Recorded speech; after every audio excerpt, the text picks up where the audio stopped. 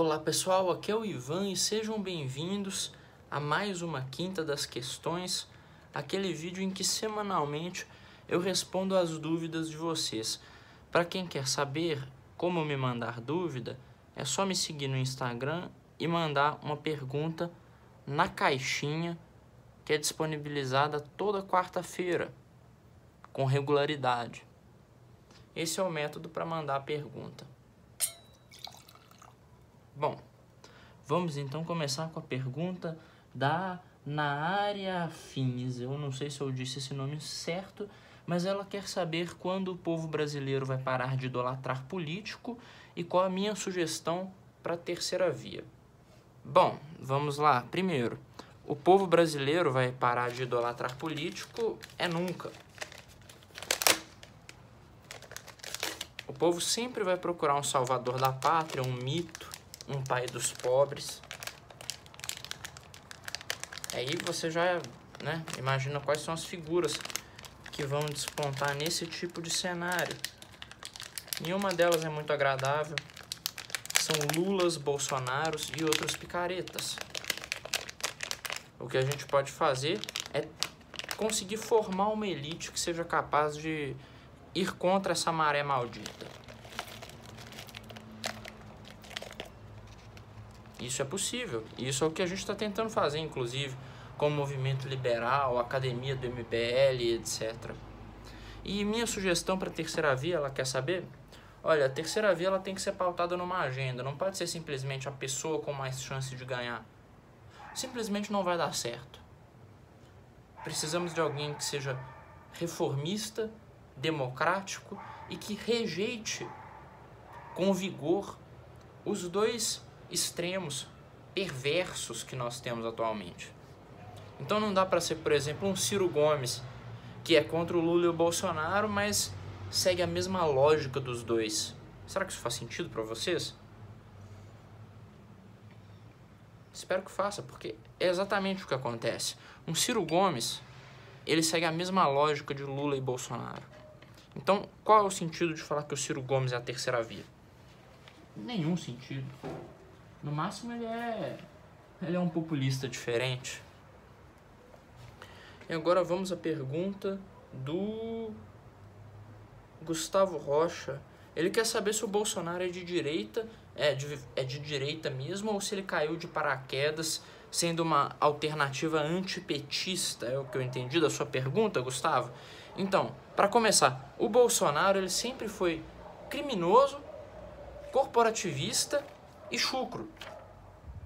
E no Brasil a gente tem esse problema de que muitas vezes a pessoa ser chucra, a pessoa ser inculta, ser inimiga da academia, inimiga da ciência, isso acaba fazendo com que essa pessoa seja vista como direitista no Brasil, o que é um grande problema da nossa direita, afinal de contas. O pensamento de direita não é um pensamento negacionista da ciência ou negacionista do próprio conhecimento. Não é assim que funciona a direita. Mas o Bolsonaro não caiu de paraquedas. Na realidade, o Bolsonaro ele foi muito competente e muito eficiente em traduzir conceitos que existiam na população, mas a população estava órfã de representatividade. Que é aquela coisa, defesa da família, os valores, costumes, a moral, não sei o que mais. Tudo isso são valores do povo brasileiro que o Bolsonaro soube chegar e colocar e dizer que eram valores dele. Isso é um grande mérito que ele tem, como propagandista de si mesmo. Aí depois a gente descobriu que era tudo mentira, que ele não era nada daquilo. Bom, agora vamos para a pergunta do Otávio Santana. O Otávio Santana quer saber se é Renan presidente, mas Otávio, com certeza, eu voto e faço campanha pro nosso Nananzinho. Ele sim é um mito. Aí o João Vitor, JV é João Vitor, né? JV Coelho perguntou quanto tempo que faz que eu sou parte do MBL e se existem discordâncias no movimento. Olha, eu tô no MBL desde a fundação, isso é, desde o final de 2014, E existe discordância no movimento? Cara, existe muita discordância no movimento. Existe até mais discordância do que deveria ter, na verdade. Tem muita voz dissonante às vezes tem discussão, às vezes tem encheção de saco. Não é fácil a vida da gente, não.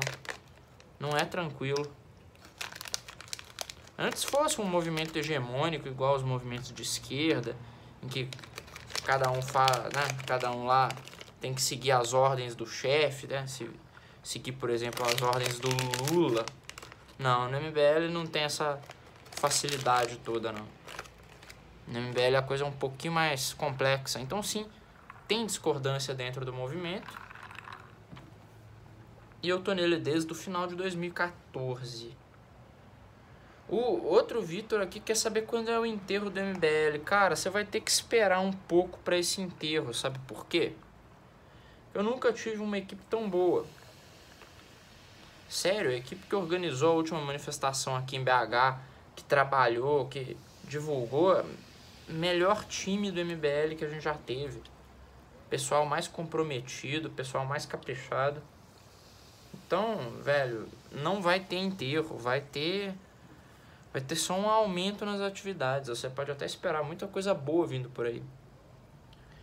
Agora o Gabriel quer saber quais os melhores passos para entrar no meio político. Então, você tem que encontrar ideias com as quais você se identifique, que você acredite. E aí, você tem que começar a militar por elas, encontrar pessoas que militam por essas ideias e descobrir como você pode ajudar a militar por essas ideias. Esse é o conselho que eu tô te dando para você fazer coisas boas na política, né? Para você ir atrás de um propósito. Mas se você quer entrar na política para ser oportunista, para ser um candidato de alguma coisa, é o seguinte. Eu não vou te ensinar o método. Te lenhar, parceiro. Eu só gosto de trabalhar com gente sincera. Agora vamos à pergunta do... a pergunta feminina aqui, ó, da Ana Marques. Ana Marques quer saber qual a sua opinião sobre a literatura clássica. Ana, quando você fala de literatura clássica, você tá querendo dizer os clássicos mesmo, tipo Ilíada, né, os gregos, os clássicos de Roma, textos assim antigos, ou você tá falando do movimento clássico que foi, né, na Renascença, aquela coisa toda da poesia, Camões, aquela parada toda? Fala sinceramente, eu gosto de ler os clássicos. Pegar texto grego antigo, pegar umas epopeias antigas, tipo Gilgamesh. Cara, eu acho que Gilgamesh é o texto mais antigo da humanidade e eu acho show, eu acho incrível. Mas esses clássicos, tipo, sei lá, tipo os Lusíadas, por exemplo, eu reconheço a qualidade, mas acho chatíssimo. Cara, eu gosto de ler algumas coisas mais modernas. Eu gosto de ler Senhor dos Anéis. Agora o Davi Lajo quer saber por que o neoliberalismo não existe. Ué, Davi, o neoliberalismo existe. Tem Nye, tem Keohane, tem o neoliberalismo. Pelo menos nas relações internacionais.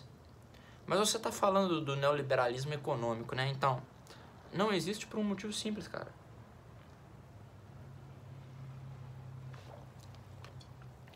Não dá pra você pegar uma corrente econômica, chamar de neoliberalismo, e colocar nela escola de Chicago, escola austríaca, desenvolvimentismo, e enfiar um monte de coisa na mesma escola e dizer, isso aí é tudo neoliberalismo. Simplesmente não faz sentido.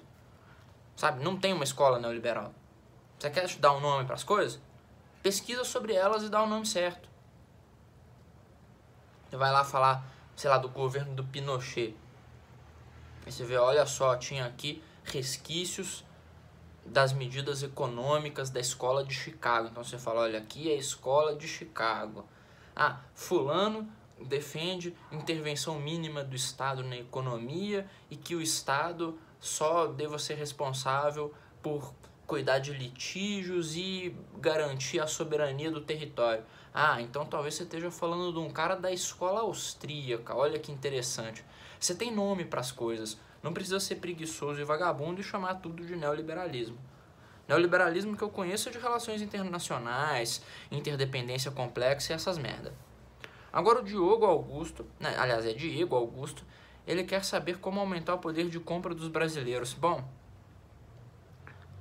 mais uma pergunta complicada que dá um vídeo de meia hora, mas vamos começar no básico. Resolver o problema cambial que a gente tem no Brasil.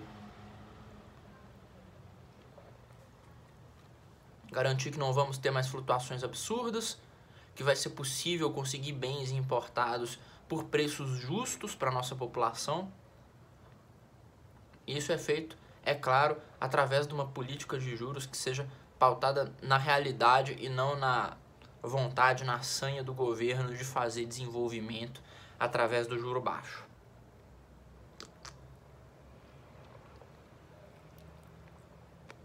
Beleza? Esse é o método. Agora, o Antônio quer saber se vale a pena se juntar à esquerda para tirar o Bolsonaro e será que ele sai? Então, Antônio, é o seguinte, não vale a pena em hipótese alguma a gente se juntar à esquerda para qualquer coisa. O que vale a pena é nós promovermos mobilizações democráticas que tenham como objetivo reforçar valores básicos da nossa sociedade, do Estado brasileiro, daquilo que a gente quer construir como nação.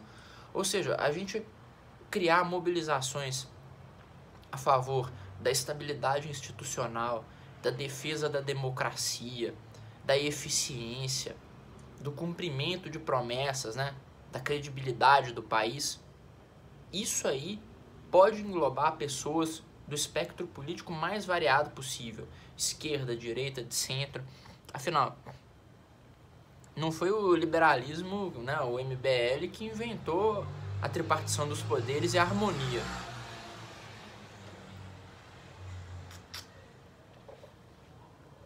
Isso daí foi inventado antes, correto? Então sim, é possível que a esquerda esteja com a gente, mas com a gente numa causa maior.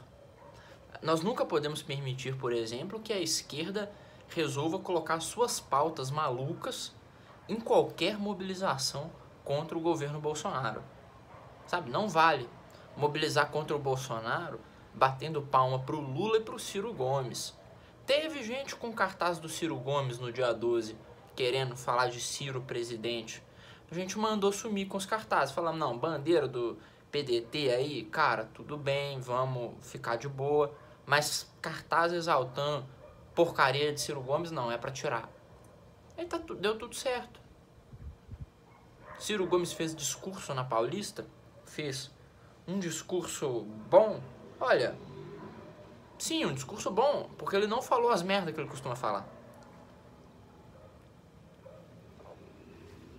Falou de democracia, falou de diálogo e de tolerância, uma coisa que, inclusive, é estranho ele falar, porque só lá na Paulista tinha o Holiday, que ele já chamou de capitão do mato, e o Arthur, que ele encheu de pescotapo. Então, realmente, o cara é um hipócrita, mas estava lá defendendo o certo.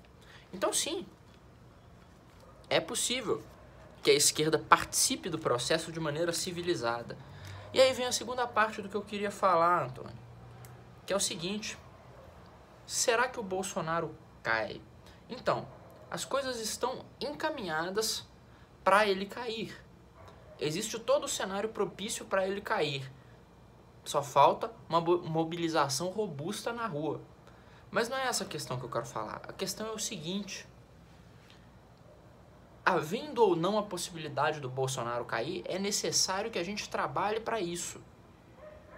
Porque se a gente não trabalhar para isso, a esquerda vai estar trabalhando, o PT vai trabalhar. E o PT quer contar a historinha maldita de que o povo de vermelho na rua, junto com a classe trabalhadora e os estudantes gays e transexuais, sei lá mais o que, resistiram à dominação do governo fascista do presidente Bozo. Você entende que essa é a história que eles querem contar? Sabe? Essa é a historinha que eles querem deixar para as gerações futuras. E a gente não pode deixar isso acontecer. Então qual é a solução? A gente escrever a nossa própria história. Contar as coisas do nosso jeito. Bom, pessoal, espero que vocês tenham gostado do vídeo, que tenha sido divertido, instrutivo. Um abraço e até a próxima. Valeu!